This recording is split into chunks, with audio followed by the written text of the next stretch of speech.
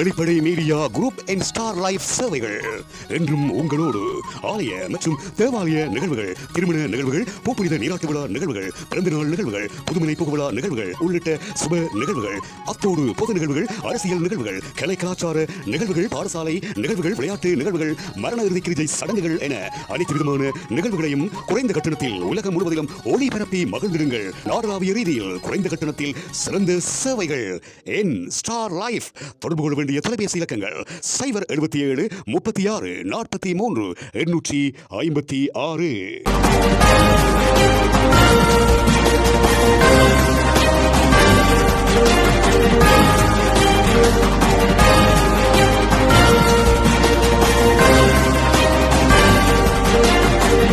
வரணி சிட்டிவேரம் பூசை குளத்தின் நிலை, மக்கள் அவசர கோரிக்கை.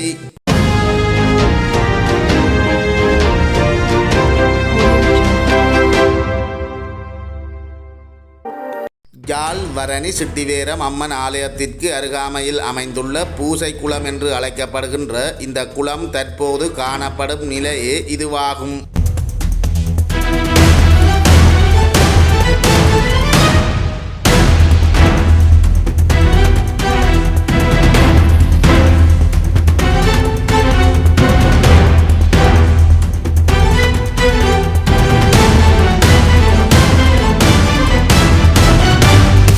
தேசிய மக்கள் சக்தி அரசின் பிரியாசக்தி திட்டத்தின் கீழ் குறித்த குளத்தினீர் வெளியேற்றப்பட்டு தூர்வாரி நிர்மாணித்து தருவதாக கூறி கடந்த ஜூன் மாதம் 3ஆம் திகதி நாள் வேலைகளை ஆரம்பித்த போதும் அன்றைய தினத்திலிருந்து இன்று வரை எந்தவிதமான பணிகளும் இடம்பெறவில்லை என தெரிவிக்கப்படுகின்றது. குறித்த குளத்தை அண்மித்த பகுதிகளில் கால்நடைகள் மேய்ச்சலுக்கு வருவது வழமை.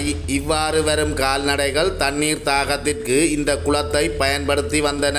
தற்போது அதிகரித்த வெப்பநிலை மற்றும் வறட்சி நிலவி வரும் இந்த கால பகுதியில் குளத்தில் தண்ணீர் இல்லாததால் கால்நடைகள் தாகத்துடன் நீரருந்த சென்று ஏமாற்றத்துடன் திரும்புவதாக கால்நடை வளர்ப்போர் தெரிவித்துள்ளனர். அத்துடன் குளத்து நீர் வெளியேற்றப்பட்டமையால் காணப்படுகின்ற சிறிதளவு நீரும் அசுத்த நிலையில் துர்நாற்றம் வீசி வருகின்றது. இவ்வாறிருக்க வரணி 2ஆம் வட்டாரத்தை பிரதிநிதித்துவப்படுத்தும் சாவகச்சேரி பிரதேச சபை உறுப்பினர் சீனா பிரபாகரனிடமும் கால்நடை வளர்ப்போர் குறித்த குளம் தொடர்பில் விசனம் தெரிவித்துள்ளதுடன் விரைவில் தூர்வாரி கால்நடைகள் பயன்படுத்துவதற்குரிய நடவடிக்கைகளை முன்னெடுக்குமாறும் கோரிக்கை விடுத்து வருவதாகவும் அவர் தெரிவித்துள்ளார். அரச வேலை திட்டங்கள் நிதி ஒதுக்கீட்டின் பின்னர் கேள்வி பத்திரம் கோரப்பட்டு ஒப்பந்தக்காரரிடம் பணிகள் வழங்கப்படுவது வழமை. இவ்வாறிருக்க குறித்த குளத்தின் வேலை திட்டம் தொடர்பாக கேள்வி பத்திரம் கோரப்பட்டு விட்டதா?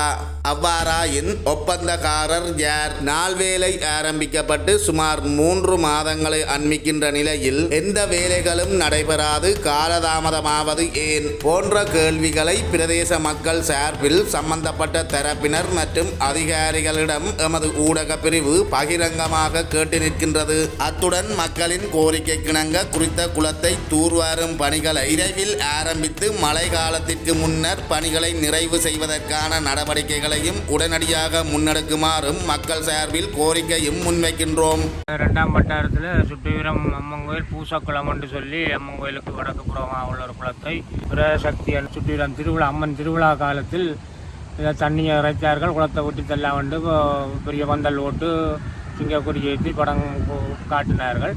ஆனால் இன்றைக்கு மேலே அந்த குளத்தை வந்து பார்த்தா விவசாய முருகத்துக்கு செய்த துரோகம் என்று தான் அதை சொல்ல வேணும் என்று சொன்னால் எத்தனையோ மாடுகள் வந்து தண்ணி குடிக்க மாட்டாமல் திரும்பி போகுது. எத்தனையோ மாடு இந்த வரணி ஏரியாவுக்கு இந்த குளத்தில் தான் முதல்ல தாகத்தை இருக்கிற ஒரு இடமாக இருந்தது.